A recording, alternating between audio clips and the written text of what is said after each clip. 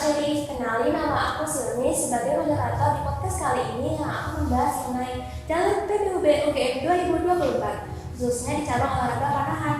Nah, kali ini aku ditemani oleh dua narasumber yang keren-keren banget. Boleh dong kita kenalan dulu, mulai dari nama, jurusan, dan dari angkatan berapa? Halo teman-teman semua, kenalin nama aku Gira Septiasa. Aku dari Fakultas Teknologi Pertanian, Program Studi Teknologi Industri Pertanian angkatan 2022. Halo teman-teman, nama aku Fatrian Ramadhani, aku dari Fakultas Sekolah Vokasi, Program Studi Teknologi Rekayasa Elektro, dan aku dari PBUB Angkatan 2023. Oke, kita langsung aja ke pertanyaan pertama. Di sini, apakah benar kakak ini masuk melalui jalur PBUB? Dan jika benar, bisa dijelaskan secara singkat mengenai jalur PBUB tersebut? Ya, betul banget. Aku dari jalur PBUB Angkatan 2022. Nah, aku juga kebetulan sama nih sama Mbak Gina, aku juga dari PBUB Panahan Angkatan 2023. Jadi PBUB itu singkatan dari penelusuran bibit unggul berprestasi. Nah, jadi untuk masuk UGM ini nggak cuma ada jalur SNBP, SNBT, dan juga mandiri teman-teman. Juga ada jalur PBUB. Nah, PBUB ini juga nggak cuma dari olahraga aja, kalian juga bisa daftar PBUB IPTEK dan juga seni. Apa aja sih persyaratan untuk masuk PBUB UGM ini? Nah, untuk persyaratannya ada persyaratan administrasi. Yang pertama ada terkait nilai lapor, terus yang kedua ada terkait sertifikat atau kejuaraan yang kalian menangi, terus yang ketiga ada portofolio video. Nah, kalau boleh tahu, berapa sih rata-rata rapor kalian dan juga sertifikat apa aja disertakan, serta mungkin boleh dijelasin sedikit mengenai portofolionya. Oke, untuk raport kemarin aku nilainya 87 teman-teman. Terus untuk di sertifikat, aku nyantumin satu sertifikat nasional dan satu sertifikat kejuaraan provinsi. Nah, kalau untuk aku sendiri rata-rata nilai lapor aku ada di 90 kurang lebih. Terus untuk sertifikat yang aku cantumnya ada 3. Yang pertama ada Porprov, yang kedua ada kejuaraan internasional. Oke, jadi kan tadi ada 3 syarat tuh. Yang pertama ada rapor, terus yang kedua ada sertifikat, dan yang terakhir ada portofolio. Nah, di portofolio itu isinya video teman-teman untuk menunjukkan skill panahan kalian teman-teman. Jadi di portofolio itu berguna untuk menunjukkan bahwa teman-teman beneran atlet panahan gitu. Ada nggak sih batasan minimum atau maksimum mengenai jumlah sertifikat dan juga bagaimana cara menentukan sertifikat agar tidak keluar dari apa yang kriteria yang diminta? Nah, kalau untuk pencantuman sertifikat, ada teman-teman diberi kesempatan untuk mencantumkan 3 sertifikat terbaik. Boleh 1 sertifikat, boleh 2 sertifikat, dan boleh 3 sertifikat. Nah, untuk kriterianya nanti teman-teman boleh dari sertifikat kejuaraan regional, mungkin seperti Porprov, Kujurprov, dan lain-lain. Terus yang kedua ada untuk dari tingkat kejuaraan nasional, kalau bisa internasional lebih bagus. Oke, karena kita udah tahu nih gimana persyaratan dari PBUB UGM, sekarang aku mau tanya gimana proses dari seleksi PBUB UGM ini. Apakah ada wawancara atau mungkin tes bakat yang sesuai dengan bakat yang dimiliki? Jadi yang pertama itu ada seleksi berkas teman-teman. Seleksi berkas itu berguna untuk menunjukkan berkas mana yang paling cocok. Setelah seleksi berkas, teman-teman diuji kemampuan pemanahnya dan fisik teman-teman gitu. Untuk tes yang kedua mungkin tes keterampilan teman-teman. Nanti teman-teman langsung on the spot kayak memanah seperti di kejuaraan biasanya yang teman-teman ikuti. Terus ada tes fisik berupa nanti mungkin fisiknya ada push up, sit up, dan lain-lain. Terus yang ketiga ada seleksi wawancara dari para penguji. Nah, untuk keterampilan panahan tadi itu ada nggak sih jaraknya atau mungkin berapa seri atau mungkin anak panahnya seperti apa?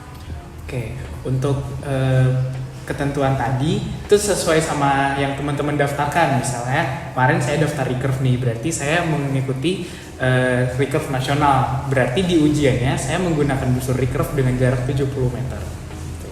Begitu juga dengan seterusnya ya, nasional, pampuan mengikuti juga nasional jarak 40 meter, pampuan jarak 50 meter.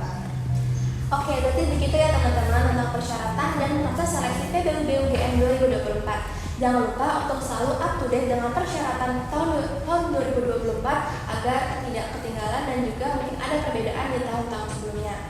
Nah, di dalam PBUB ini kan ada kontrak untuk kita selalu aktif dalam UKM. Gimana sih Kak cara membagi waktu untuk aktif di UKM tapi juga akademiknya terpegang? Oke. Nah, mungkin terkait kontrak nanti kita diberi kayak surat pernyataan gitu untuk aktif di UKM, bisa menjadi atlet, bisa menjadi pengurus selama 2 tahun atau 4 semester ya. Betul. Nah, untuk pembagian waktunya itu tergantung dari teman-teman sendiri.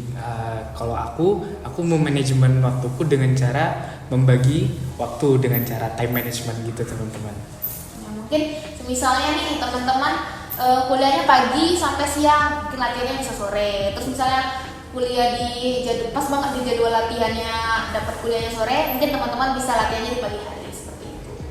Oke, untuk kakak-kakak yang sudah join di UKM ini kurang lebih 1-2 tahun, apakah bakat kakak ini tersalurkan di UKM ini? Kalau untuk tersaluri banget teman-teman, mulai dari lapangannya, sarana prasarananya, terus pelatihnya, juga dari orang-orang yang udah berlisensi ya. Mungkin dari Rian berkembang. Terus kalau misalnya kita mau ada event panahan nih, di teman-teman di sini juga support banget dengan cara kita dapat TC teman-teman. Jadi aku jamin deh kalian bakal enak banget kalau misalnya latihan di sini.